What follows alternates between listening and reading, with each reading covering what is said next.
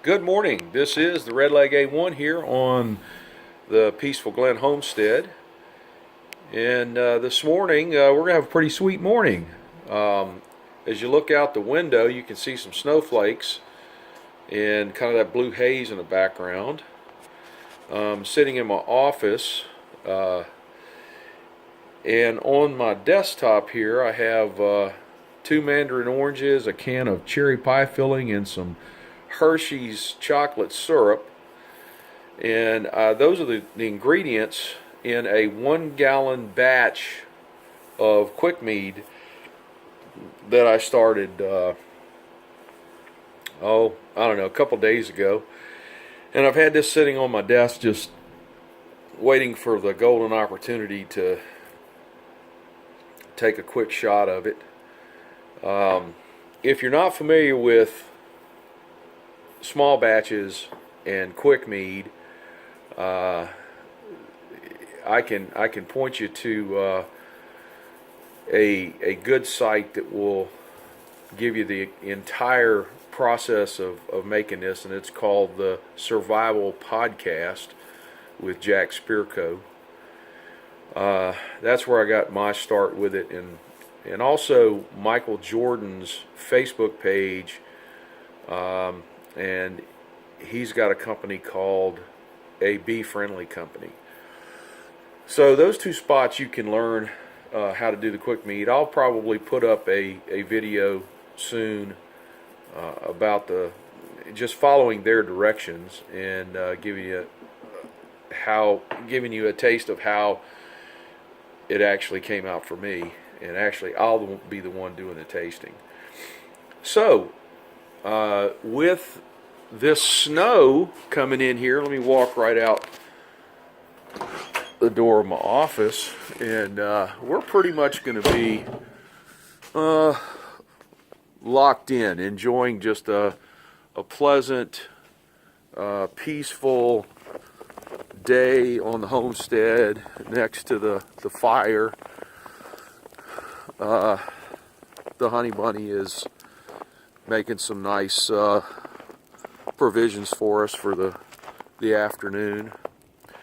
Give you just a little quick walk down here by the ponds. They're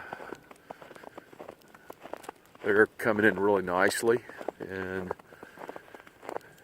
planted some. You can't see it because we're covered with snow, but I planted out this whole area with some annual rye, and that stuff comes up quick, and it stays around through the winter. So I have a good stand of annual rye back through here.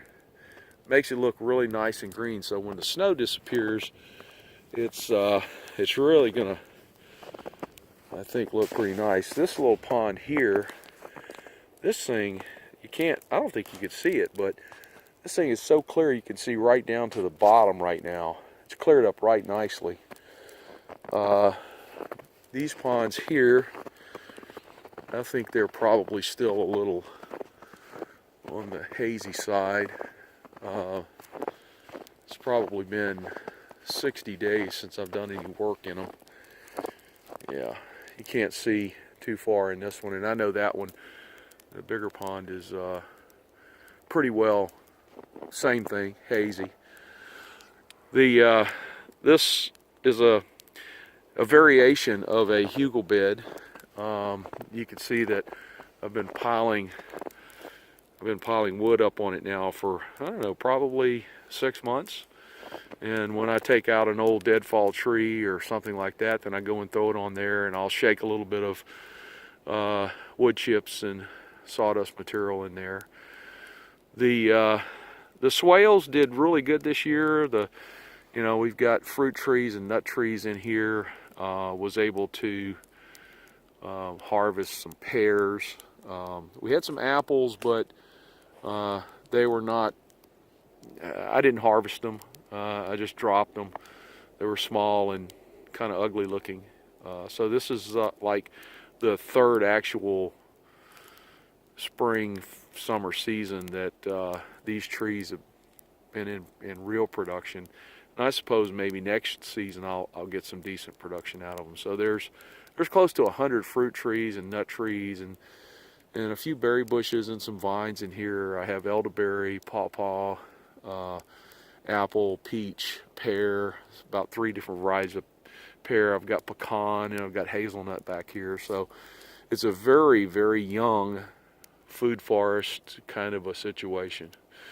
But we're right in the thick of this snowfall now, and it's starting to really look pretty.